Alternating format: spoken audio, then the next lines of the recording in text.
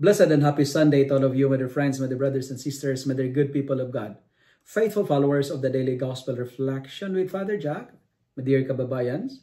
Today is June 29, 2025. Today, the Church celebrates the solemnity of Saints Peter and Paul. Today's Gospel is from the beautiful and the wonderful account of the Gospel of Matthew, chapter 16, verses 13 to 19. On this solemnity of Saints Peter and Paul, we are drawn into the mystery of how God builds His church, not through perfect people, but through wounded, through weak, yet willing hearts. When Jesus asked His disciples in today's Gospel, "Who do you say that I am?"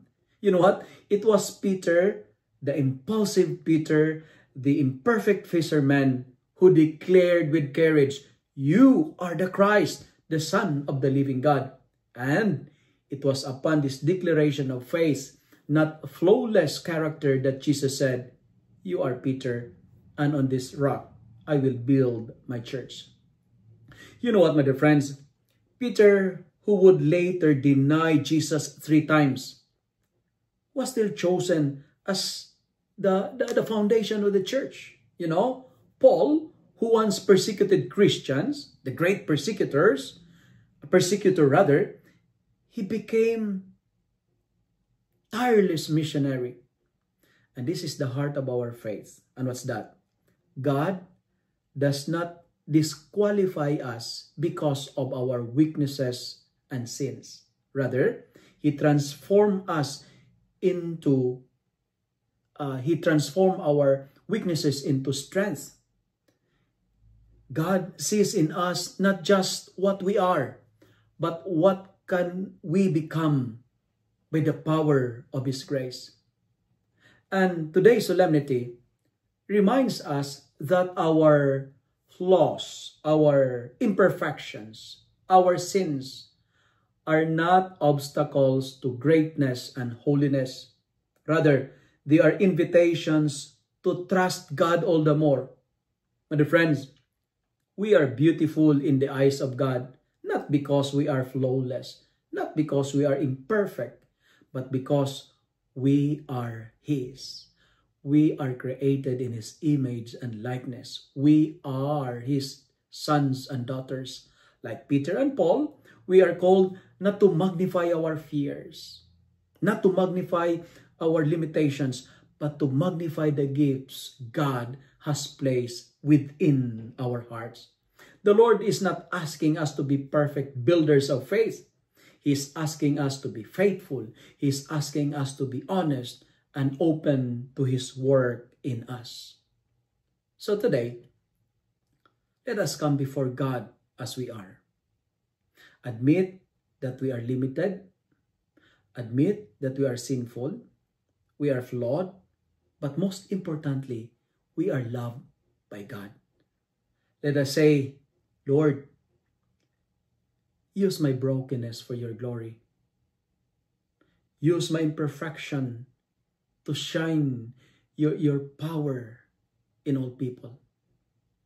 And in prayer, let us ask, as what proclaimed in our responsorial psalm for today, "Free me, Lord, from all my fear. Free me, Lord, from the fear that I am not enough. And let me see myself the way you see me, that I am called, I am chosen, and I am deeply loved by you." Like Peter and Paul, may we rise in our own strength. May we rise not in our own strength, but in your grace, and help build a church that welcomes every soul just as we are. So today, my dear friends, if you feel unworthy, uncertain, overwhelmed, tired, stressed, and discouraged by your flaws and limitations, take heart. Have courage, have faith, because you are exactly the kind of person Jesus calls. He's not waiting for you to be flawless. He's just waiting for you to say yes. Just as He looked at Peter, a man who stumbled many times and still said, "You are the rock." So, Judas, he looked at you. He looked at me, not with disappointment, but with potentials of greatness. You are not your past, my dear friends. You are not your mistakes. We are not shaped by our addictions.